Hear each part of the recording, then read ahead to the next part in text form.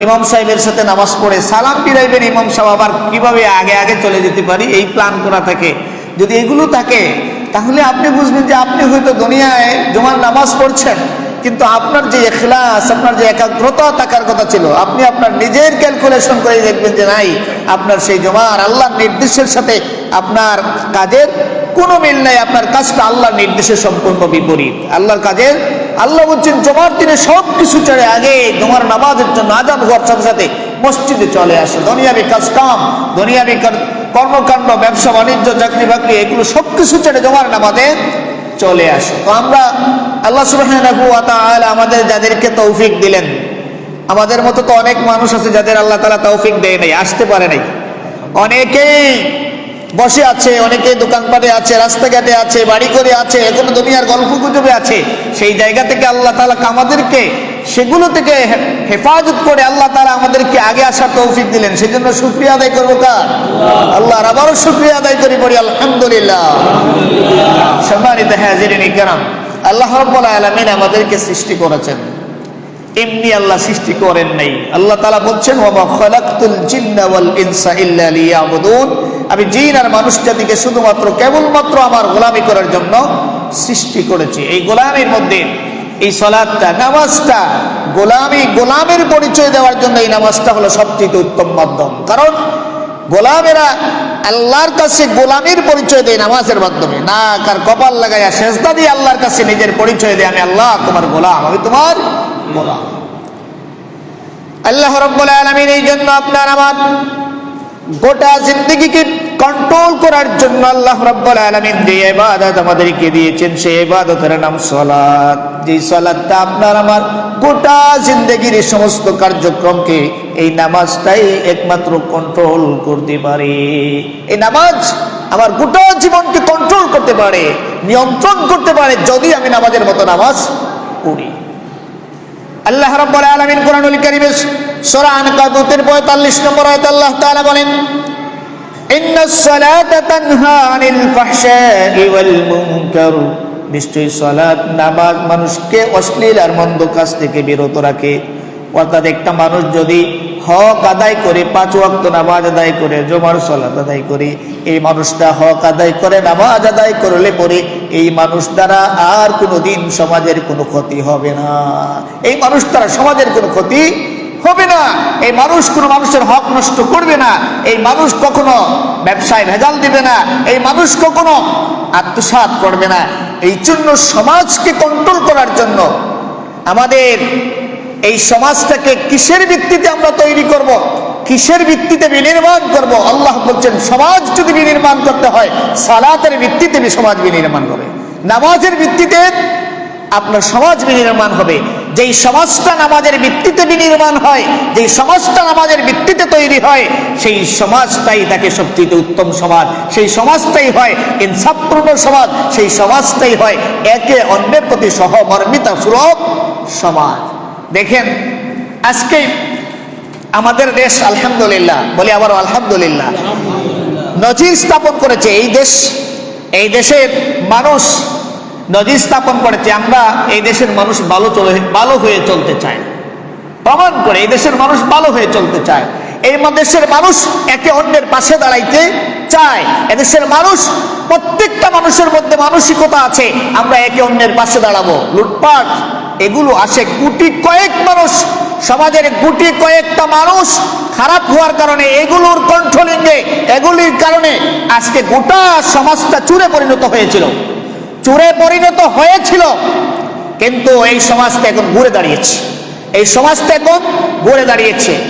আমি গত কয়েকদিন আগে ঢাকা ইউনিভার্সিটির দেখলাম, ঢাকা ইউনিভার্সিটির যে সমস্ত ছাত্ররা হোস্টেলে থাকে, ডাইনিংয়ে খায়, এরা বলছে এখন ডাইনিংয়ের খাবারটা আগে যেখানে যে খাবারটা খাইতাম তার থেকে কয়েক গুণ ভালো খাবার কম পয়সায় খাই। তার মানে আগে কি হইতো? এই ডাইনিংয়ে লুটপাট হতো। এই ঢাকা ইউনিভার্সিটি থেকে আমরা দেখেছি বিভিন্ন সময় পত্রিকায় ঢাকা ইউনিভার্সিটির ছাত্র এবং এরা বিভিন্ন জায়গায় চাঁদাবাজি করছে। এরা প্রমাণ করেছে এই চাঁদাবাজি গুটি কয়েকটা মানুষ কন্ট্রোল করত। এই ঢাকা ইউনিভার্সিটি সারা দুনিয়া এখন নাড়া দিয়েছে, সারা দুনিয়া এখন তাদের সারা মাসের খাবারের টাকাগুলো দিয়ে বন্যার্ত মানুষের পাশে তারা যেভাবে দাঁড়িয়েছে, এটা গোটা দুনিয়া বিশ্ববাসীর কাছে নজির স্থাপন করেছে। মানুষ ভালো হয়ে চলতে চায়, এই জন্য যাদেরকে দায়িত্বশীল বানাবেন, নেতা বানাবেন, যাদেরকে নেতা বানাবেন এদেরকে চিনে বুঝে নেতা বানাতে হবে, নামাজ থেকে শিক্ষা নিতে হবে। আমরা 5 ওয়াক্ত নামাজ যারা পড়ি, এই নামাজের মধ্যে নামাজ যখন পড়ি, নামাজের শিক্ষাটা যদি আমরা আমাদের এই জীবনে, আমাদের শিক্ষা জীবনে, আমাদের অর্থনৈতিক জীবনে, আমাদের সামাজিক জীবনে, আমাদের রাষ্ট্রীয় জীবনে যদি এই নামাজের শিক্ষার প্রতিফলন ঘটাইতে পারতাম, তাহলে এই সমাজটা অটোমেটিক একটা ভালো সমাজে পরিণত হয়ে যেত। কারণ নামাজিটাকে ইমাম বানাই একটু বুঝে শুনে খোঁজখবর নিয়েই তো বানাই, ঠিক কিনা বলেন? নামাজিটাকে ইমাম বানাই খোঁজখবর নিয়ে বানাই, ওর তাকওয়া কেমন আছে, ওর ফরজগারি কেমন আছে, ও চলাফেরায় হ্যাঁ 100% না পাইলেও তুলনামূলক আমরা একটু খুঁজাই যে একটু এই মানুষটার চলাফেরা, লেনদেন, কোটা বসা এগুলো ভালো আছে কিনা, যারে দেখি ভালো তারাই তো ইমাম বানাই, ঠিক কিনা বলেন? তাইলে আপনি একটা মসজিদের আপনি কয়েক 700-800 মানুষের ইমাম নেতা বানাইতে যদি এইগুলো খুঁজান, 1000 মানুষের ইমাম বানাইতে যদি খুঁজান, 1 লক্ষ মানুষের ইমাম বানাইতে খুঁজানোর দরকার আছে না নাই? খুঁজানোর দরকার আছে। আজকে আমার দেশে কিছু বুদ্ধিজীবী নামের কুলাঙ্গার, বলবো আমি বুদ্ধিজীবী নামের কুলাঙ্গার, আজকে ঢাকা ইউনিভার্সিটির একজন ভিসি নিয়োগ হয়েছে, ও সালাত আদায় করেছে, জামাতে ইমামতি করে নামাজ পড়িয়েছে, এদের গা জ্বলা শুরু হয়ে গেছে, এদের গা জ্বলা শুরু হয়েছে, লেখালেখি শুরু হয়ে গেছে ওর বিরুদ্ধে, ও মৌলবাদী ঢাকা ইউনিভার্সিটি চলে গেছে। আসলে যে ইউনিভার্সিটির ভিসি, ইসলাম তো এটাই বলে আমরা এদেশের 90 থেকে 91% মুসলমানের দেশ। আপনারা দেখেছেন লন্ডনে যিনি প্রধানমন্ত্রী হয়েছে উনি হিন্দু, সনাতন ধর্মের, তিনি যখন প্রধানমন্ত্রী হয়েছেন তিনি পূজা দিয়ে শুরু করেছেন। সেখানে কি হিন্দুরা বেশি? কয়েক পার্সেন্ট, 2-3% হয়তো হিন্দু হবে, কিন্তু মেজরিটি অন্য ধর্মের হওয়ার পরেও তিনি তার ধর্মেরটা দিয়েই শুরু করেছেন। আমরা এটা স্বাগত জানাই, যার যার ধর্ম সে পালন করবে। একটা 91% মুসলমানের দেশে একটা বেশি যদি সালাত আদায় করলে গা জ্বলা শুরু হয়ে যায়, ওদেরকে বলবো ওরা মুসলমান নয়, ওরা মুনাফিক, ওরা নিশ্চিত ওরা মুনাফিক। কারণ যারা একটা বেশির নামাজের পরে কথা বলতে শুরু করে দেয়, এদের মধ্যে প্রকৃতপক্ষে সালাতের প্রতি মায়া নাই, দ্বীনের প্রতি মায়া নাই, ওরা মুসলমান বেশি মুনাফিক, মুসলমান বেশি মুনাফিক। হাজিরিনে কেরাম, এই সালাত আমরা 5 ওয়াক্ত নামাজ আমাদেরকে পড়া লাগবে, কারণ এই নামাজ ছাড়া মুমিন থাকার কোনো সুযোগই নাই। আমরা আসলেই তো দেখি সংখ্যায় অনেক মুসলমান, কিন্তু নামাজ রাসূলুল্লাহ সাল্লাল্লাহু আলাইহি ওয়াসাল্লাম বলছেন মুমিন আর কাফিরের মধ্যে পার্থক্য তৈরিকারী যেটা, সেটা হলো সালাত। যা মুমিন নামাজ পড়ে, কাফির নামাজ পড়ে না, মুমিন নামাজ পড়ে, মুশরিক নামাজ পড়ে না। নবী করিম সাল্লাল্লাহু আলাইহি ওয়াসাল্লাম বলেছেন আসসালাতু ইমাদুদ্দিন ফামান আকামাহা ফাকাদ আকামাদ্দিন ওয়া মান তারাকাহা ফাকাদ হাদামাদ্দিন। আল্লাহর নবী বলেছেন আসসালাতু ইমাদুদ্দিন, সালাত হচ্ছে দ্বীনের খুঁটি। ফামান আকামাহা ফাকাদ আকামাদ্দিন, যে নামাজকে কায়েম করলো সে দ্বীনকে কায়েম করলো। ওয়া মান তারাকাহা ফাকাদ হাদামাদ্দিন, আর যে দ্বীনকে ছেড়ে, যে নামাজ ছেড়ে দিল সে দ্বীনকেই ধ্বংস করে দিল। আপনি যে মুমিন, আপনি যে মুসলমান, এটার পরিচয় সালাতের মাধ্যমে, 5 ওয়াক্ত সালাতের মাধ্যমে এটাই পরিচয়। আমরা এটাই বিশ্বাস করি এই দুনিয়ার জীবনটা আমাদের চিরস্থায়ী না অস্থায়ী? অস্থায়ী না চিরস্থায়ী? অস্থায়ী। আজকে আছি, কালকে থাকবে এই গ্যারান্টি আমাদের কারো নাই। তো এই দুনিয়ার জীবন যখন শেষ হয়ে যাবে, আমার বিল্ডিং কাজে লাগবে, আপনার আমার বিল্ডিং কাজে লাগবে, ব্যাংক ব্যালেন্স কাজে লাগবে, দুনিয়ায় আমি যাদের সাথে আজকে ঘুরছি, যাদেরকে খাওয়াচ্ছি, কোনো কিছু কি কাজে লাগবে? কাজে লাগবে না। দুনিয়ায় তো দুনিয়া যা কিছু যাদের আছে, ওই মৃত্যুর পরে কিছুই কাজে লাগবে না, দুনিয়ায় কাজে লাগে না। বিপদে পড়লে দুনিয়ায় যত নেতার পিছনে দৌড়াইছিল, দুনিয়ায় বিপদে পড়ার পরে কেউ এখন বিপদে পড়লে কেউ আর দ্বারে কাছেও আসে না, সবাই দূরে চলে যায়, কেউ কাছে থাকে না। আর মৃত্যুর পরে ওই জায়গায় যাওয়ার পরে তো আর থাকিবেই না। আল্লাহ বলছেন ওই পরকালীন জীবনের ক্ষেত্রে আল্লাহ বলছেন ইয়াউমা ইয়াফিরুল মারউ মিন আখিহি ওয়া উম্মিহি ওয়া আবিহি ওয়া সাহিবাতিহি ওয়া বানিহি লিকুল্লি ইমরিইম মিনহুম ইয়াউমাইদিন শাআনুন ইউগনি। সে বলবে আমার কি হবে, আমার কি হবে। অনেক অফিসার, এক অফিসার আরেক অফিসারকে দিয়ে ঘুষ খাইছিল, বলে স্যার আপনারে তো ঘুষ জমাইয়া দিছিলাম, এখন আমারে বাঁচান। বলছে আরে বেটা আমার নিজেরই বাঁচানো এখন উপায় নাই, তুই তোর নিজেরে বাঁচা, আমি আমার নিজেরে বাঁচাইছি। অবস্থা এখন আসে না নাই? এখন এমন অবস্থা আছে, অনেক তো বড় বড় লোকগুলি এখন দেখেন কলা পাতায় ঘুমাইয়া এখন দেশ থেকে ভাগার চিন্তাও করতেছে। কত বড় বড় কত কিছুই না করছে, আলেম ওলামার বিরুদ্ধে কথা বলছে, কত আলেমদেরকে ফাঁসি দিছে। এই মানুষগুলোকে আল্লাহ রাব্বুল আলামিন দুনিয়াবাসীর জন্য একটা নজির স্থাপন করে দিয়েছেন।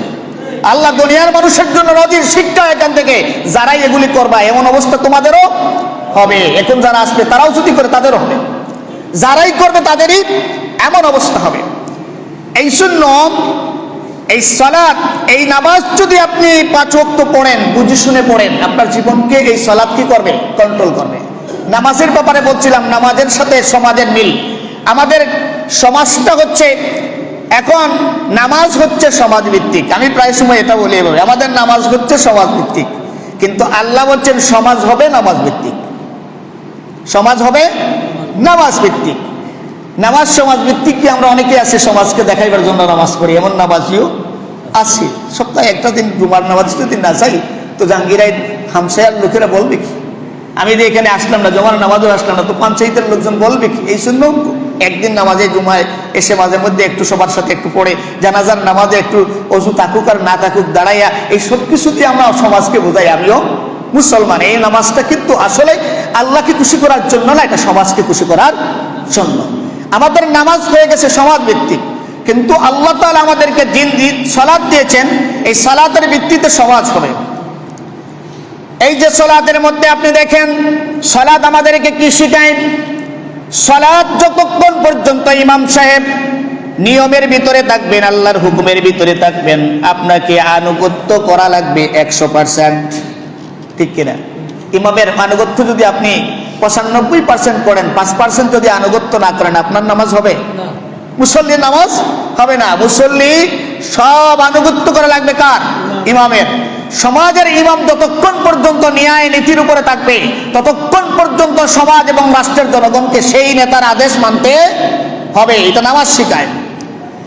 একজন ইমাম সাহেব যদি নামাজের মধ্যে ভুল করেন, পিছনে যিনি আছেন মুক্তাদি আছেন, পিছনের মুক্তাদি ইমাম সাহেবকে বলবেন, তিনি লোকমা দিবেন। কেরাতে ভুল করছেন, লোকমা দিবেন। একবার ভুল করছেন, লোকমা দিছেন, ওই ইমাম সাহেব শুধরায় নাই, আবার ভুল করছে, আপনি আবার লোকমা দিবেন। 2 বার লোকমা দেওয়ার পরে ইমাম সাহেব আবারও শুধরায় নাই, আবারও জায়গায় আছে, 3য় বার আপনি আবার লোকমা দিবেন। 3 নম্বর বার লোকমা দেওয়ার পরে যদি ওই ইমাম সাহেব না শুধরায়, আপনাকে বাতুমা সালা বলে আপনি ওই ইমাম সাহেবকে ধাক্কা দিয়া ওই জায়গা থেকে সরাইয়া আপনি ইমামের জায়গায় চলে যাবেন, তাকে আর ইমামতিতে রাখবেন না। আজকে যদি এই শিক্ষাটা যদি সমাজের মধ্যে থাকতো, আজকে তো আমাদের সমাজে নেতারা ভুল করলে কেউ কোনো কথা বলতে পারে না, ঠিক কিনা? অথচ হযরত ওমর রাদিয়াল্লাহু তাআলা আনহু এমনি ভাবে মিম্বরে যখন দাঁড়িয়েছেন খুতবা দিতে, একজন সাধারণ মুসলমান দাঁড়িয়ে বলছেন, আমিরুল মুমিনিন, আপনার খুতবা আমি শুনবো না, আমরা শুনবো না, যতক্ষণ না আপনি আমার প্রশ্নের জবাব দিতে পারছেন। কি প্রশ্নের জবাব? কি তোমার প্রশ্ন? আপনার গায়ে দেখতেছি 2খানা নতুন জামা, আমাদেরকে দিলেন 1খানা নতুন জামা, আপনি পরলেন 2খানা নতুন জামা। আপনি এদেশের রাজা, এদেশের খলিফা, আমাদের রাষ্ট্রের খলিফা, আমরা প্রজা হলে কি হবে? আপনার যেমন অধিকার আমাদেরও তেমন অধিকার। আপনি 2খানা পড়লেন, আমরা 1খানা পড়লাম, 2টা। এই কথার জবাব না দিতে পারলে আপনার পিছনে সালাত পড়ব না। আল্লাহু আকবার। আজকে যদি এই প্রশ্ন করা হয়, আজকে তো আমাদের রাষ্ট্রের প্রধান না বলে আমার পিয়নের 400 কোটি টাকা আছে, আছে না? হ্যাঁ বলে, এগুলো নিজের থেকে বলে। এমনি ভাবে যারা বলেছিল এমন, এর কারণ হলো এদের কাছে সাধারণ জনগণ আর তাদের মধ্যে অনেক বেশি ফারাক। এরা দুনিয়ার সব কিছু লুটপাট করে খায়। যদি আজকে নামাজের ইমামতি, নামাজের সাথে যদি সমাজের মিলটা আমরা করতে পারতাম, তাহলে ওই নামাজের ইমামতিতে যেমন লোকমা ছিল, সমাজের মধ্যেও লোকমা থাকতো, ঠিক কিনা? ইমাম নেতা ভুল করলে লোকমা থাকবে, কথা বলার সুযোগ থাকবে। আজকে এই কথা বলার অধিকার কেড়ে নেওয়ার কারণে এমন এমন বিপ্লব এদেশে করা লাগছে, ঠিক কিনা? যদি কথা বলার অধিকার থাকতো, এদেশে কোনো বিপ্লব লাগতো না, রেভলিউশন লাগতো না। কথা বলার অধিকারকে ছিনিয়ে নেওয়ার কারণে এটা হয়েছে। ঠিক কিনা বলেন? আবারও যদি কেউ আসে কথা বলার অধিকার বন্ধ করে দেয়, আবারও হবে। আমি এটা বলছি না যে যারা হয়েছে এমন, আবারও হলে আবারও হবে। এই জন্য রাষ্ট্র এবং সমাজ যদি নামাজের ভিত্তিতে গঠন হয়, তাইলে এই রাষ্ট্র এবং সমাজে যারা মুক্তদি থাকবে, প্রজা থাকবে, এদের কথা বলার অধিকার থাকবে। যদি বেশ কম হয়, তাকে সেখান থেকে, সেই জায়গা থেকে কি করতে হবে? সরিয়ে দিতে হবে। এই শিক্ষাটা নামাজ শিখায়। কি শিখায়? নামাজ শিখায়। এই নামাজটা হলো দিনের খুঁটি। নামাজ যদি সংরক্ষণ করি আমাদের কি লাভ? নবী করিম সাল্লাল্লাহু আলাইহি ওয়াসাল্লাম বলছেন, মান হাফাযা আলাইহা কানাত লাহু নূরান ওয়া বুরহানা ওয়া নাজাতান ইয়াউমাল কিয়ামাহ। নামাজ যদি কেউ ঠিকমতো সংরক্ষণ করে, তাহলে এই নামাজটা কিয়ামতের দিন তার জন্য নূর হবে। সুবহানাল্লাহ, নূর হবে, আলোক পত্রিকা হবে। নূরান ওয়া বুরহানা, এটা দলিল হবে, ডকুমেন্ট হবে। ওয়া নাজাতান ইয়াউমাল কিয়ামাহ, কিয়ামতের দিন তার মুক্তির কারণ হবে। সুবহানাল্লাহ। রাসূল করিম সাল্লাল্লাহু আলাইহি ওয়াসাল্লাম বললেন, কিয়ামতের দিন ময়দানে মাহশরে আমি আমার উম্মতদেরকে চিনে চিনে সুপারিশ করে জান্নাতে নিয়ে যাব। বলি সুবহানাল্লাহ। কে নিয়ে যাবেন সুপারিশ করে? নবী করিম সাল্লাল্লাহু আলাইহি ওয়াসাল্লাম। সাহাবায়ে কেরাম জিজ্ঞেস করলেন, ইয়া রাসূলুল্লাহ, ময়দানে মাহশরে হযরত আদম আলাইহিস সালাম থেকে শুরু করে ঈসা আলাইহিস সালাম পর্যন্ত অসংখ্য অগণিত নবী এবং কিয়ামত পর্যন্ত অসংখ্য অগণিত মানুষ আসবে। এত মানুষের মধ্য থেকে আপনি আপনার উম্মতদেরকে চিনবেন কেমনে? এত উম্মত, এত মানুষের মধ্যে আপনার উম্মতকে চিনবেন কেমনে? কিভাবে চিনে আপনি সুপারিশ করবেন, জান্নাতে নিয়ে যাবেন? নবী করিম সাল্লাল্লাহু আলাইহি ওয়াসাল্লাম বললেন, মা আয়েশা প্রশ্ন করেছিলেন, আয়েশা সিদ্দিকা রাদিয়াল্লাহু তাআলা আনহাকে আল্লাহর নবী বললেন, আয়েশারি, যদি এক পাল গোড়া হয় এক কালারের, আর এক কালারের গোড়াগুলোর মধ্য থেকে কিছু গোড়া যদি হয় সান কফালি, কি কফালি? পূজার জন্য বলছি, হাদিসে গুররাম মুহাজ্জালিন, এত আপনাদের সান কফালি, এটা বুঝি আমরা। এক পাল গোড়া এক কালারের, আর এই এক কালারের গোড়ার মধ্য থেকে কিছু গোড়া সান কপালি। এই এক কালারের ঘোড়াগুলোর মধ্যে থেকে যদি কিছু গোড়া হয় সান কপালি, এই গোড়াগুলো কি চিহ্নিত করা যাবে? মা আয়েশা বললেন, অবশ্যই যাবে। আল্লাহর নবী বললেন, আবার যেই সমস্ত উম্মতেরা 5 ওয়াক্ত নামাজ পড়তো, নামাজের জন্য ওযু করত, তাদের ওযুর অঙ্গগুলি, তাদের চেহারাগুলোর মধ্যে নূর থাকবে, চমকাইতে থাকবে, তারা হবে চানকোফালি। আর আবার এই চানকোফালি উম্মতদেরকে চিনে চিনে জান্নাতে নিয়ে যাব। সুবহানাল্লাহ। আমাদের দেশে কিছু ভণ্ড আছে, এরা বলে নামাজ লাগে না, পন্ডিত যদি মুড়ি দাও ব্যস্ত সব সুপারিশ করিয়া নিয়ে যায়। আরে বেটা, আমরা কিছু নবীর মোহব্বত পোষণকারী আছি, নামাজও নাই, কিছু নাই, আর জিলাপি আর নিমকি দিয়া নবীর মোহব্বত পোষণ করে লাভ নাই। নামাজ নাই, নবীর সুপারিশ পাওয়া যাবে না। নামাজ ছাড়া নবীর সুপারিশ পাওয়া যাবে না। আল্লাহ রাসূল বললেন, মান হাফাযা আলাইহা কানাত লাহু নূরান ওয়া বুরহানান ওয়া নাজাতান ইয়াউমাল কিয়ামাহ। যে নামাজকে যথাযথভাবে রুকু, সিজদা, তারপরে তাসবিহ, তিলাওয়াত, তারপরে ওযু ঠিক মতো সব কিছু করে যথাযথভাবে নামাজকে যে সংরক্ষণ করবে, এটা তার জন্য কিয়ামতের দিন আলোকবর্তিকা, এটা তার জন্য দলিল, এটা তার জন্য কিয়ামতের দিন মুক্তির কারণ হবে। বলি সুবহানাল্লাহ। আবার আল্লাহর নবী বললেন, ওমান লাম ইউহাফিজ আলাইহা, আর যেই ব্যক্তি এই সালাতকে যথাযথভাবে সংরক্ষণ করবে না, যেই ব্যক্তি করবে না, আল্লাহর নবী বললেন, লাম ইয়াকুন লাহু নূরুন, তার জন্য কোনো নূর থাকবে না, ওয়ালা বুরহানুন ওয়ালা নাজাত, আর তার জন্য কোনো দলিল থাকবে না, কোনো মুক্তির কারণ থাকবে না। আর ওই লোকগুলি ওয়াকানা ইয়াউমাল কিয়ামাতি মা'a কারুনা ওয়া ফিরআউনা ওয়া হামানা ওয়া উবাই ইবনে খালফ।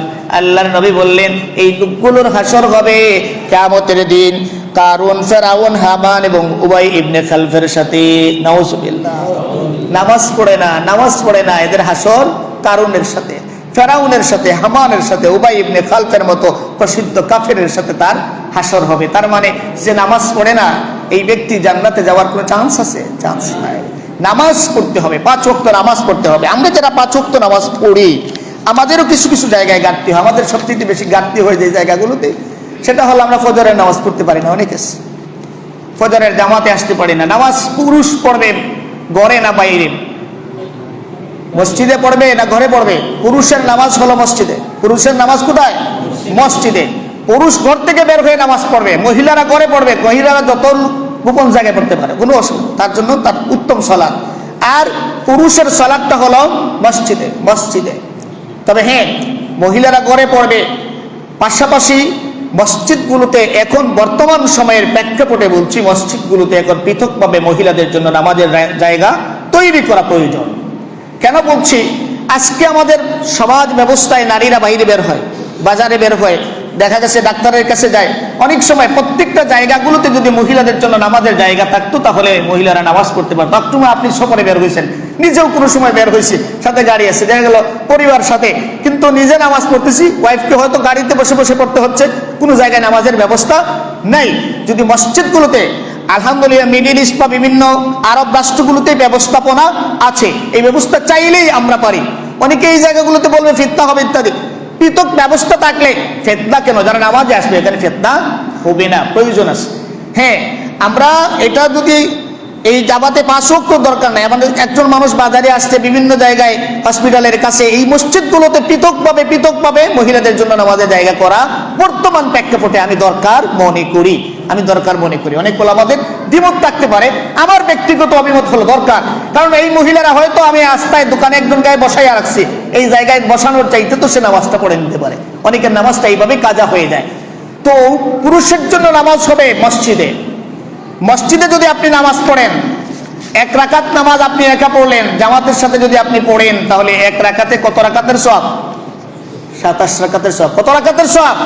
27 রাকাতের সওয়াব। আল্লাহ রাসূল বলেন, সালাতুল জামাআ তাফদুলু সালাতুল ফজর বি27 দারাজাত। একাকী নামাজ পড়া আর জামাতে নামাজ পড়ার পার্থক্য হলো, একাকী পড়লে আপনি 1 রাকাতের সওয়াব, আর জামাতের সাথে পড়লে 1 রাকাতে 27 রাকাতের সওয়াব। বলি সুবহানাল্লাহ। কত রাকাতের সওয়াব? 27 রাকাত। আল্লাহ রাব্বুল আলামিন পুরুষদের ব্যাপারে সম্বোধন করে বলছেন, ওয়ারকাউ মা'আর রাকিঈন, রুকু করো রুকুকারীদের সাথে। মুমিনরা নামাজ পড়বে, একাকী পড়বে না, জামাতের সাথে নামাজ পড়বে। তো আমাদের জামাতে যারাও নামাজ পড়ি, এদেরও ঘাটতি হয় যে জায়গায়, সেটা হলো ফজরের জামাতগুলো মসজিদ শূন্য, হাহাকার হয়ে যায়। এই ফজরের নামাজের দেখেন কষ্ট হবে, ফজরের নামাজে আরেকটা নামাজে কষ্ট হয়, সেটা হলো আসরের নামাজে। 2টা নামাজে কষ্ট হয়।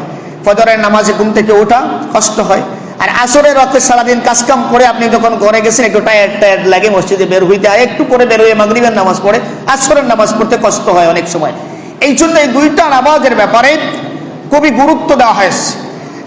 নবী করিম সাল্লাল্লাহু আলাইহি ওয়াসাল্লাম দেখেন ফজরের নামাজের গুরুত্ব কত বেশি।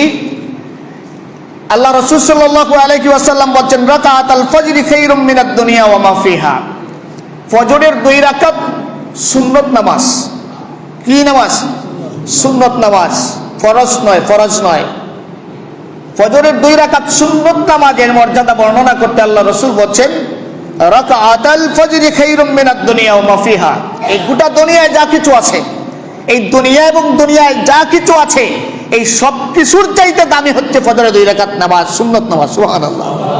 এই জন্য সুন্নত কাজা হয়ে গেলে উলামায়ে কেরাম বলছেন যে সুন্নতের কোনো কাজা নাই, অন্য কোনো সুন্নতের কাজা নাই, কিন্তু ফজরের সুন্নত কাজা হয়ে গেলে এই ফজরের সুন্নত কাজা আদায় করার জন্য বলা হয়। কেন?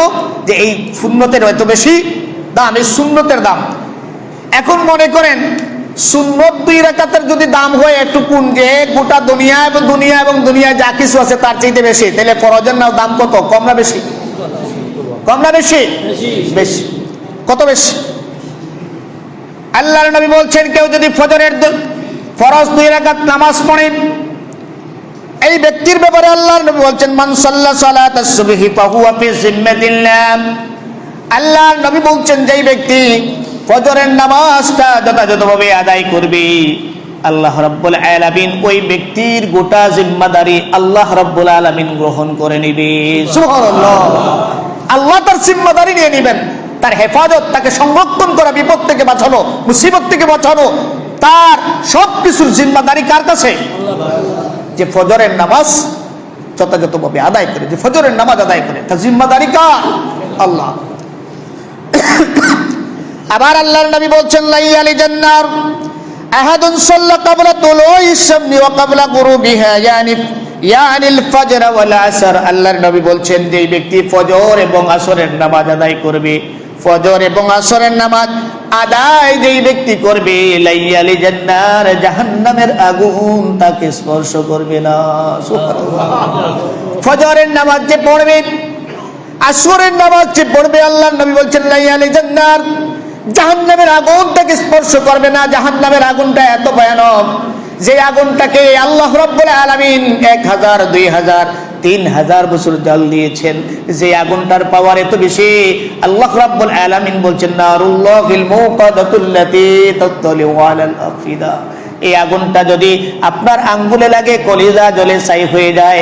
এই আগুন থেকে আল্লাহ রাব্বুল আলামিন যারা আসরের নামাজ আর ফজরের নামাজ আদায় করবে, আল্লাহ তাআলা সেই ভয়ানক আগুন থেকে ওই নামাজীদেরকে হেফাজত করবে। সুবহানাল্লাহ। আবার যদি কেউ, আল্লাহর নবী আরেকটা হাদিসে বলছেন মান সাল্লাল বারদাইন দাখালাল জান্নাহ। আল্লাহর নবী বলছেন যেই ব্যক্তি 2 ঠান্ডার নামাজ আদায় করবে, ফজর আর এশার নামাজ, ফজর আর আসর নামাজ, এই 2টা ঠান্ডার সময়ের নামাজ যেই ব্যক্তি আদায় করবে, আল্লাহ রাব্বুল আলামিন তাদেরকে জান্নাতে প্রবেশ করাবে। সুবহানাল্লাহ।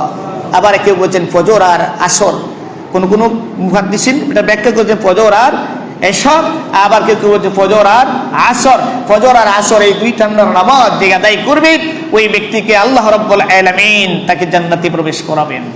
সুবহানাল্লাহ, সুবহানাল্লাহ। ফজরের নামাজে যেতে হলে কিছু অসুবিধা হয়, রাত একটু অন্ধকার থাকে না? ফজরের নামাজের সময় কি থাকে? অন্ধকার থাকে। তো আপনি অন্ধকারে যখন ফজরের নামাজ পড়তে যাইবেন, ফজরের নামাজ অন্ধকারে যখন আপনি পড়তে যাইবেন, এই সময় পড়তে গেলে পরে আপনি মাঝে মধ্যে আপনার অন্ধকারে হাঁটা লাগে। আল্লাহ রাসূল বলছেন যেই ব্যক্তি অন্ধকারে হেঁটে হেঁটে নামাজের মধ্যে যায়, আল্লাহ রাব্বুল আলামিন এই নামাজীদেরকে কিয়ামতের দিন যখন ভয়ানক অন্ধকার হবে, সেই দিন আল্লাহ তাআলা পূর্ণ নূরের অধিকারী তাদেরকে বানিয়ে দিবেন। সুবহানাল্লাহ। আপনি ফজরের নামাজে হেঁটে হেঁটে আসছেন, মাঝে মধ্যে এমনও হয়, অনেক সময় নিজেরও হয়, হেঁটে হেঁটে আসতেছি, কোনো সময় দেখা যায় লাইট ডিস্টার্ব করে ফেলছে, কোনো ডিস্টার্ব করে ফেলছে, কাদায় পাড়া বেড়ে পা দিয়ে দিছি, কাপড় নষ্ট হয়ে গেছে, অনেক কষ্ট করে ফজরের নামাজে আসতে হয়। এই এলাকায় তো আমাদের অনেক মুসল্লি আছে, এই বন্যার সময় অনেক কষ্ট করে কেউ আসছে। এই যে আপনি কষ্ট করে অন্ধকারে হেঁটে হেঁটে ফজরের সালাতে আসেন, আপনার জন্য কি পুরস্কার! আল্লাহ তাআলা কিয়ামতের দিন পূর্ণ নূরের অধিকারী আপনাকে বানিয়ে দিবেন। সুবহানাল্লাহ, সুবহানাল্লাহ।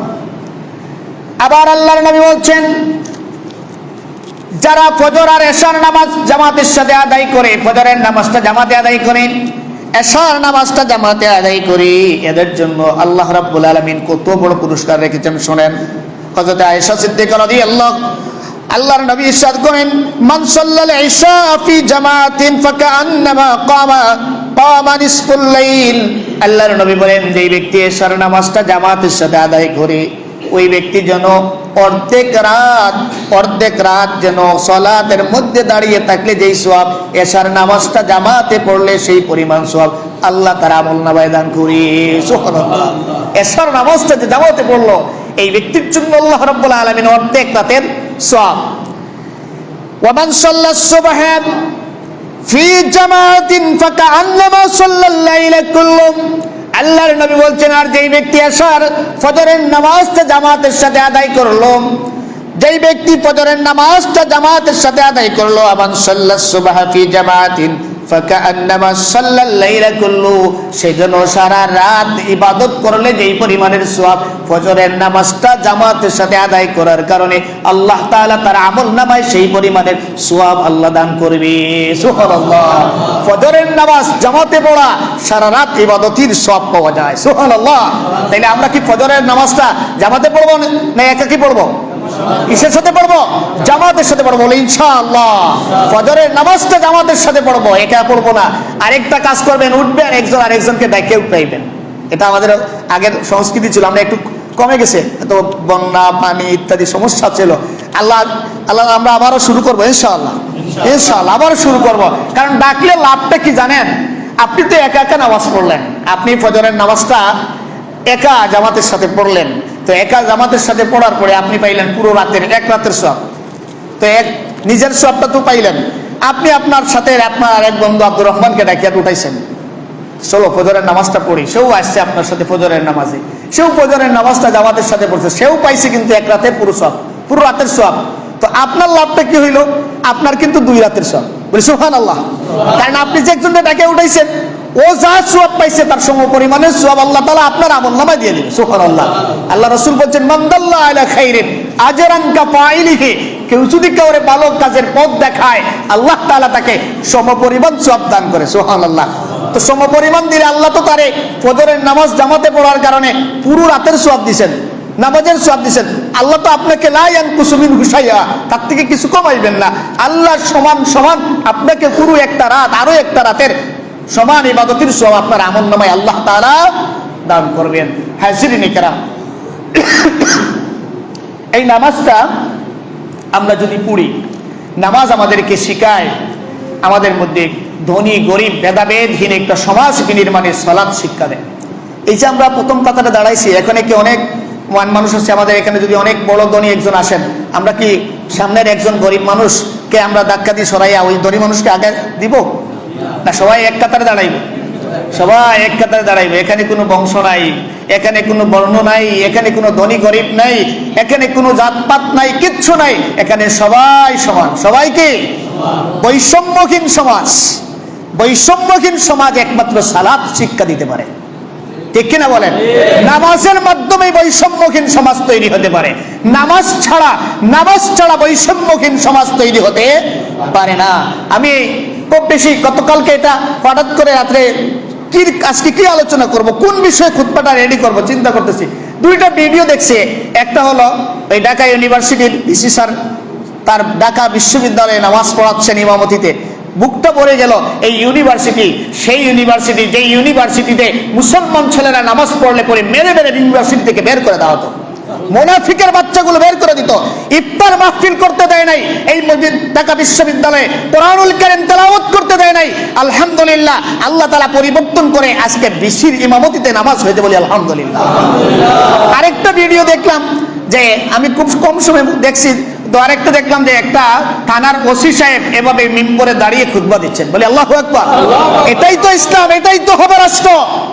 যেই রাষ্ট্রে মুসলমানরা সংখ্যাগরিষ্ঠ হবে সেই রাষ্ট্রের ওসি জামাতের জুমার খুতবা দিবে, সেই একটা বিশ্ববিদ্যালয়ের বিসি জুমার নামাজ পড়াবে, একটা উপজেলার চেয়ারম্যান জুমার নামাজ পড়াবে।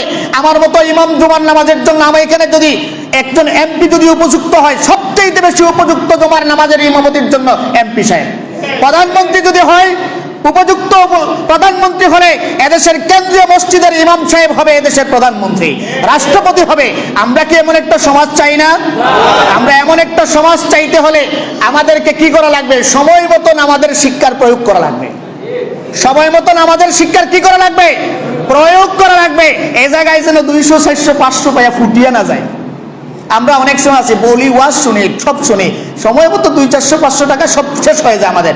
এটুকুন না, সময় মতন আমাদের শিক্ষার প্রয়োগ করবেন। নামাজের শিক্ষা, এমন সমাজ হবে, এমন সমাজ বিনির্মাণ করব যেই সমাজের রাষ্ট্রপ্রধান ইমামতি করবে, যেই সমাজের চেয়ারম্যান ইমামতি করবে, যে উপজেলার চেয়ারম্যান ইমামতি করবে, একজন এমপি জুমার নামাজ আদায় করবে, একটা থানার ওসি জুমার খুতবা দেবে, একটা বিশ্ববিদ্যালয়ের বেশি জুমার খুতবা দিবে। এমন ছোড়ার দেশ যদি তৈরি হয় তাহলেই হবে বৈষম্যহীন সমাজ।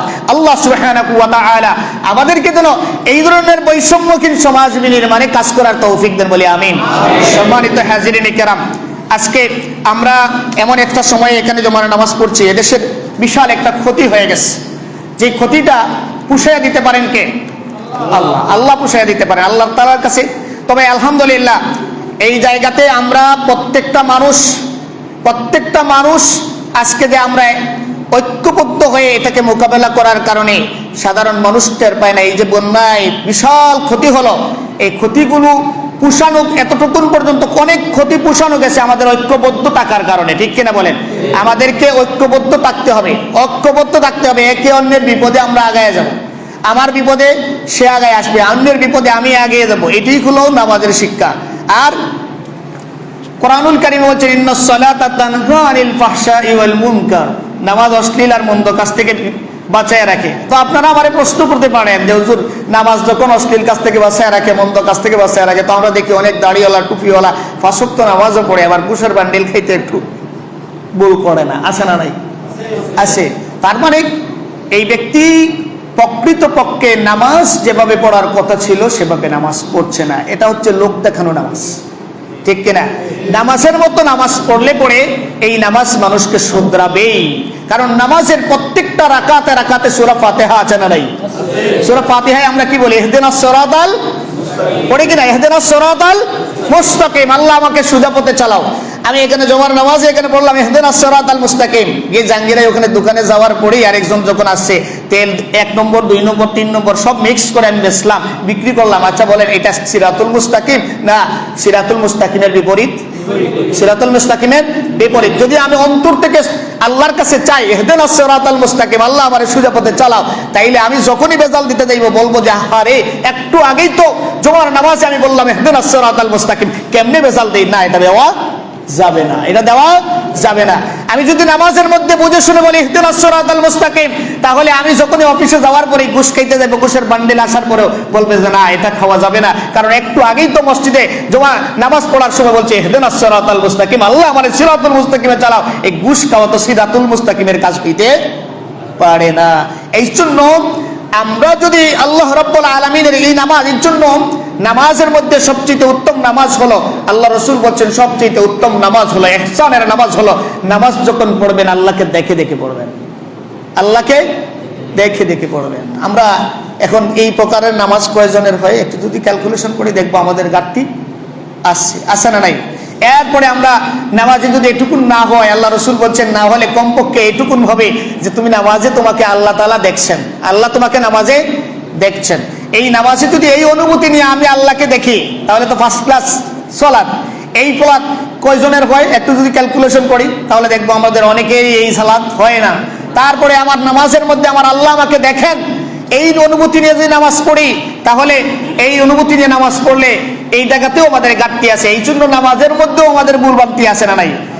নামাজেও কোনো অহংকার কাজ, আমরা আবার অনেক নামাজ আছে, আমার নামাজ হয় অমুকের নামাজ হয় না, আমার নামাজ সবচেয়ে সহি নামাজ, অমুকের সহি নামাজ না। শয়তান কিন্তু বিভিন্ন নামাজের নামাজও নষ্ট করে।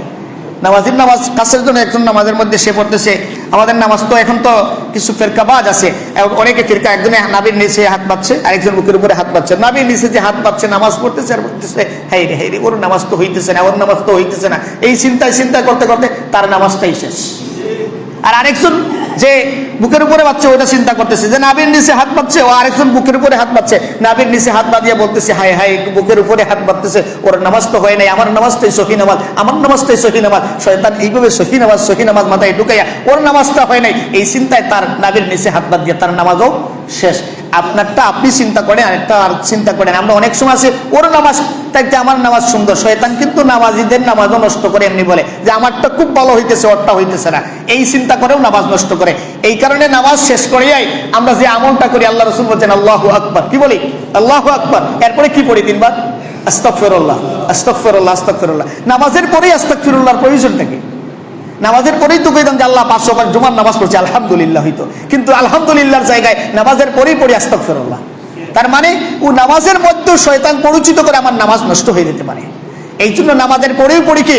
আস্তাগফিরুল্লাহ। এই জন্য সবসময় চিন্তা করতে হবে আমার নামাজ অন্যের নামাজের চাইতে আমার নামাজটা খারাপ হইতেছে, অন্যের নামাজের চাইতে আমার খারাপ হইতেছে, এরপরেই নামাজের পরেই আমি আস্তাগফিরুল্লাহ পড়ি। এইভাবে চিন্তা করে করে যে নামাজ পড়ি, এই নামাজ যেমন আমাকে শুধরাবে, দুনিয়ায় শান্তি দিবে, আখিরাতের শান্তি দিবে, সমাজ দেশ রাষ্ট্র পরিবার সবকিছুতেই শান্তি প্রতিষ্ঠা করবে। আল্লাহ রাব্বুল আলামিন এবং সালাত আমাদেরকে কায়েম করার তৌফিক দিন, আমিন। ওয়া আখিরু দাওয়ানা আলহামদুলিল্লাহি রাব্বিল আলামিন। আসসালামু আলাইকুম ওয়া রাহমাতুল্লাহি ওয়া বারাকাতুহু।